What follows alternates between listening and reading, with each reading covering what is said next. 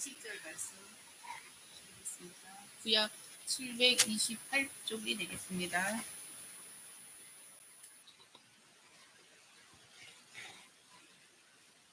느헤미야 2장 11절 20절 말씀 까지의 말씀을 봉독해 드리도록 하겠습니다. 내가 예루살렘에 이르러 머무른 지 사흘 만에 내 하나님께서 예루살렘을 위해 무엇을 할 것인지 내 마음에 주신 것을 내가 아무에게도 말하지 아니하고 밤에 일어나 몇몇 사람과 함께 나갈새 내가 한 짐 외에는 다른 짐승이 없더라. 그 밤에 골짜기 문으로 나가서 용정으로 본문에 이르는 동안에 보니 예루살렘 성벽이 다 무너졌고 성문은 불탔더라. 앞으로 나아가 샘문과 왕의 못에 이르러서는 한 짐승이 지나갈 곳이 없는지라. 그 밤에 시내를 따라 올라가서 성벽을 살펴본 후에 돌아서 골짜기 문으로 돌아왔으나 방백들은 내가 어디 갔었으며 무엇을 하였는지 알지 못하였고 나도 그 일을 유다 사람들에게나 제사장들에게나 귀족들에게나 방백들에게나 그 외에 일하는 자들에게 알리지 아니하다가 후에 그들에게 이르기를 우리가 당한 곤경은 너희도 보고 있는 바라.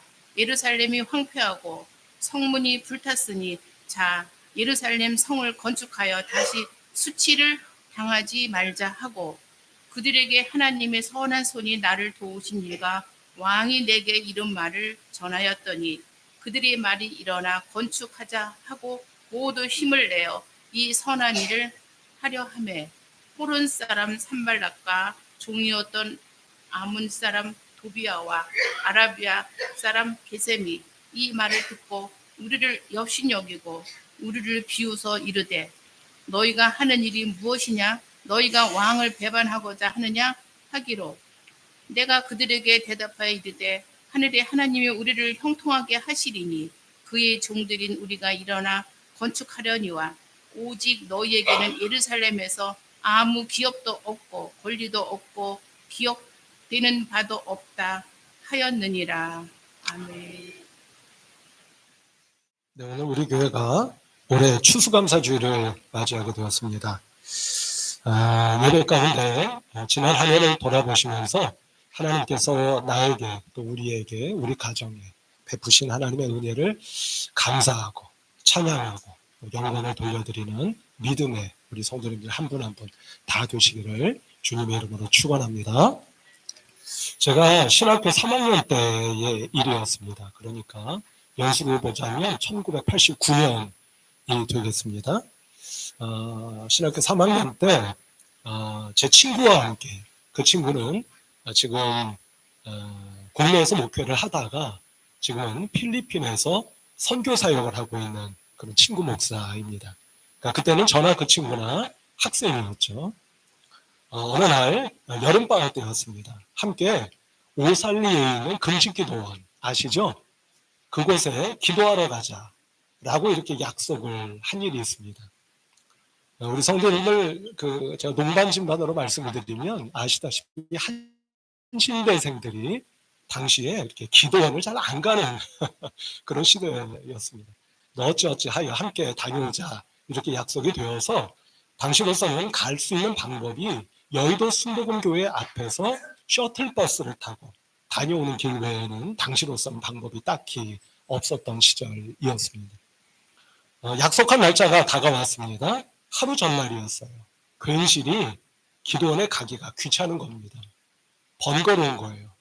꼭 내가 이렇게 기도원 가서 기도할 일이 그렇게 있나? 이런 생각도 스물스물 드는 겁니다. 그래서 친구에게 전화를 했습니다. 이만저만해서 내가 기도원 내일 못 갈 것 같아 라고 핑계를 댄 겁니다. 그때 무슨 핑계를 댔는지는 잘 기억이 나지를 않습니다. 그랬더니 제 친구가 정색을 하며 저에게 이렇게 이야기를 했습니다. 민아, 그거 말이야, 사탄이 너 기도 못하도록 네 마음을 시험하고 있는 거야. 그 이튿날 제가 기도원에 갔을까요? 안 갔을까요?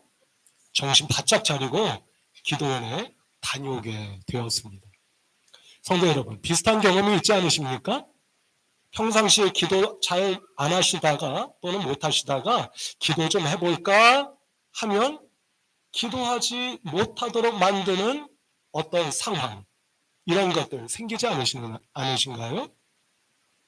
평상시에 교회를 잘 섬기시다가 하나님께서 어떤 마음을 주셔서 조금 더 내가 교회를 잘 섬겨야겠다 하는 마음이 들어서 무엇인가를 하실라 치면 그것 못하도록 막는 여러 가지 뜻하지 않은 상황들이 나타나지 않으십니까?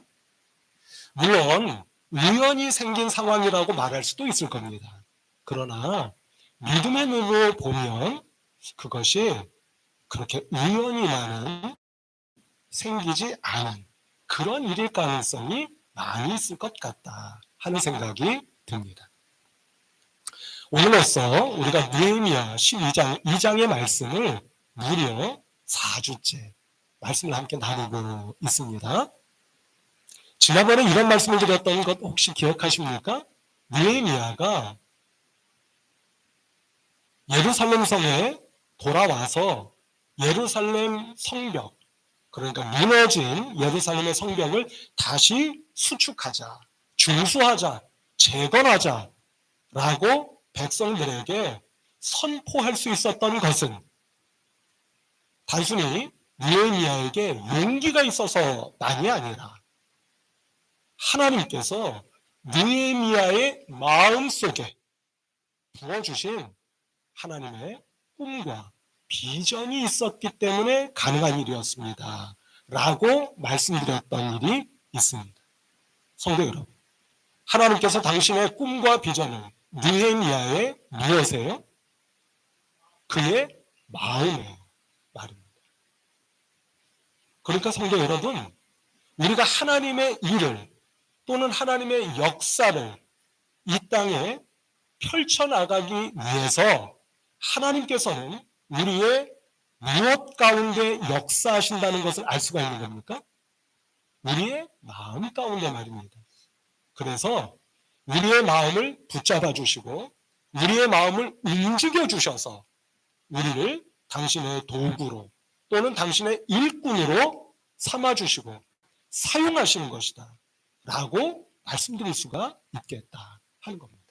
자, 그런데 성도 여러분, 여기서 놓쳐서는 안 되는 것이 한 가지 있는 것 같습니다. 그것은 무엇이냐면 하나님께서 이처럼 우리를 당신의 도구 또는 일꾼으로 사용하실 때 우리의 마음을 통하여 역사하시는 것처럼 사탄도 악한 영도 우리의 무엇을 통해 역사하려고 하겠습니까? 우리의 마음을 통해서 역사하려고 한다 하는 것을 알 수가 있다. 이렇게 말씀드릴 수가 있겠다는 겁니다. 성경의 예를 제가 한번 들어보도록 하겠습니다. 마태복음 16장 16절의 말씀을 보면 잘 아시다시피 베드로의 예수님께 대한 그리스도 신앙 고백의 말씀이 기록되어 있는 것을 보게 됩니다. 베드로가 예수님께 대하여 무엇이라고 고백했습니까? 주는 그리스도시요 살아계시는 하나님의 아들이시니이다 라고 놀라운 그리스도 신앙 고백을 드렸던 것 다 기억하시리라 생각합니다. 그런데 성도 여러분, 그 신앙 고백을 들으신 주님께서 베드로를 극구 칭찬하시지 않습니까?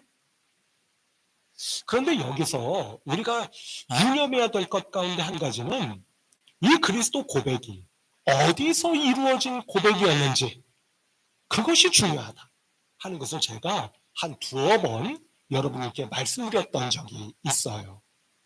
기억하십니까? 이 베드로의 그리스도 신앙 고백이 어디에서 이루어진 신앙 고백이었습니까? 성경을 보면 예수님께서 후여 제자들을 데리시고 그곳으로 가셨더랬습니다. 그리고 그곳에서 물으셨죠. 사람들이 인자를 누구라 하더냐? 라고 물으셨습니다.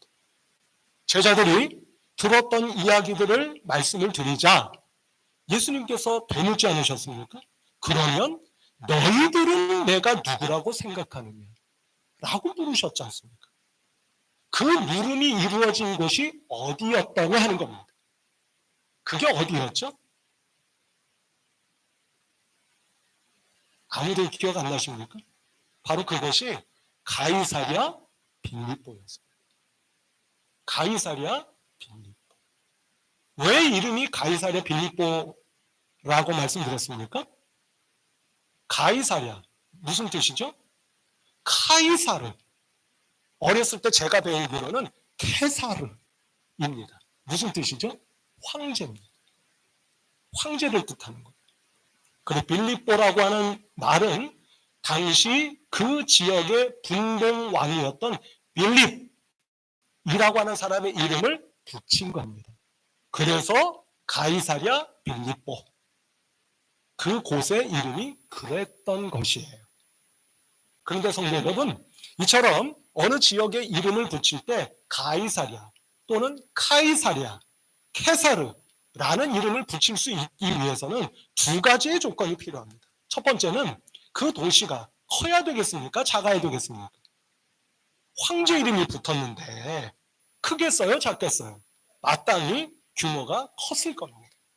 두 번째는 뭐냐면 로마 황제를 섬기는 신전이 그곳에 있어야 되는 거예요. 그래야 카이사르, 가이사랴라는 이름을 붙일 수가 있는 겁니다. 그러니까 성도 여러분, 그곳에는 로마 황제를 숭배하고 섬기는 신전이 있었다는 겁니까? 없었다는 겁니까? 있었다는 이야기. 그래서 놀라운 겁니다. 왜 놀라울까요? 생각해 보시기 바랍니다. 예수님과 제자들은 이제 막 갈릴리에서 올라오셨습니다. 그러면 여러분, 갈릴리라고 하는 곳이 어떤 곳인지 잘 아시잖아요? 우리말로 하자면 좀 속되게 표현해서 죄송합니다만 아주 촌구석입니다. 그곳에서 올라온 예수님과 12 제자였던 거예요. 그러니 그 행색이 볼만했겠습니까? 낙루하기 그지가 없었겠습니까? 제가 그지라고 하니까 조금 행색이 낙루하기 그지 없었겠습니까? 뭐 나름대로 볼만했겠습니까? 낙루하기가 그지가 없는 겁니다. 낙루하기 그지없는 행색의 차림에 예수님께서 당당하게 가이사랴 빌립보에서 제가 여러분들로 하여금 한번 연상해 보시라고 말씀드린 일이 있죠. 예수님의 어깨 너머에 로마 황제를 숭배하는 거대하고 화려하기 이를 데 없는 신전이 버티고 있는데 그곳에서 예수님께서 제자들에게 물으신 겁니다. 뭐라고요? 너희들은 나를 누구라고 생각합니까? 그때 바로 제자 베드로가 뭐라고 대답했다는 겁니까? 주는 그리스도시오. 살아계신 하나님의 아들이십니다. 당신 어깨 너머에 보이는 저 화려하기 이를 데 없고 으리으리하기 이를 데 없는 로마 황제를 숭배하는 저 신전의 주인인 로마 황제가 하나님이 아니라 제 눈앞에 있는 남녀하기 그지없는 행색의 차림 이오나 당신만이 누구시라고요? 그리스도십니다. 하나님의 아들이십니다. 저는 그렇게 믿습니다. 라고 고백을 했으니 예수님께서 기쁘지 않으셨겠습니까? 칭찬하지 않으실 수가 있었겠느냐? 라고 하는 겁니다. 그 대답을 들으신 주님께서 이어지는 21절의 말씀에서, 그러니까 마태복음 16장 21절 말씀이 되는 거겠죠. 이렇게 말씀하셨어요. 이런 말씀을 하신 겁니다. 한번 보시겠습니까? 같이 한번 읽어보시죠. 시작. 이때로부터 예수 그리스도께서 자기가 예루살렘에 올라가 장로들과 대제사장들과 서기관들에게 많은 고난을 받고 죽임을 당하고 제3일에 살아나야 할 것을 제자들에게 비로소 나타내시니 아멘. 베드로의 신앙 고백을 들으신 주님께서 이제 이 말씀을 꺼내신 겁니다. 어떤 말씀이죠? 내가 예루살렘 성에 가서 핍박을 받고 고난당하다가 죽게 될 거야. 그리고 사흘 만에 다시 살아나게 될 거야. 라는 말씀을 하신 겁니다. 여러분, 이 예수님의 순한 고지, 내가 순환받고 고난받게 될 것이다 라고 하는 예언의 말씀, 이 말씀을 하시자마자 베드로가 이번에는 어떻게 반응했습니까? 아, 그러시군요. 제가 그렇게 되실 것을 믿습니다. 따라가겠습니다. 이렇게 대답했습니까? 그러지 않았습니다. 오늘 우리가 읽고 있는 개역개정판 성경을 보면 뭐라고 번역이 되어 있느냐면 항변했다고 되어 있습니다. 누가요? 베드로가. 항변했다라고 우리말로 기록되어 있습니다. 그런데 성도 여러분, 기억하실 분들이 계시리라 믿습니다만 이때 항변했다고 하는 것이 무슨 뜻이라고 제가 말씀드렸죠? 윽박지르는 겁니다. 예수님을 제가 이렇게 좀 상상하시도록 그림을 그려 말씀드리면 예수님을 밀어붙이면서 뭐라고? 입담으로. 너 지금 뭐라고 했어? 내가 그렇게 되는 거 내가 그냥 내버려 둘 줄 알아? 라고 예수님을 윽박지르거나 협박했다는 얘기입니다. 자, 성도 여러분, 이상하지 않습니까? 분명히 16장 16절에서 베드로는 당신만이 그리스도시요 살아계신 하나님의 아들이심을 제가 믿습니다. 라고 고백했지 않습니까? 그런데 바로 직후 예수님께서 내가 예루살렘 성에 가서 고난받고 죽게 될 것이며 다시 살아나게 될 것이다. 라는 결정적인 예언의 말씀을 하셨을 때 왜 베드로가 갑자기 돌변해서 예수님을 협박하기까지 하게 된 것이겠습니까? 이걸 어떻게 이해할 수가 있겠습니까? 성도 여러분,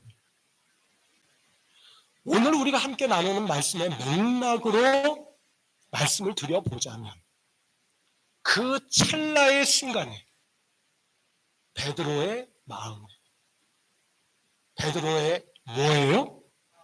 마음이에요. 누가 말입니까? 사탄, 악한 영이 그 마음을 훔쳐간 것 아니겠습니까? 물론 그 당시만 해도 베드로가 아직 믿음이 온전한 데까지 다다르지 못해서 그랬을 겁니다. 충분히 일리 있는 말씀일 겁니다. 그러나 오늘 드리는 말씀의 맥락으로 말씀을 드려보자면 그렇다는 말씀. 그래서 성도 여러분, 이런 말이 있는 거 들어보시지 않으셨습니까? 똑같은 물을 마셔도 뱀이 마시면 뭐가 됩니까? 독이 되고, 소가 마시면 죄송합니다. 젖소가 마시면 우유가 되고,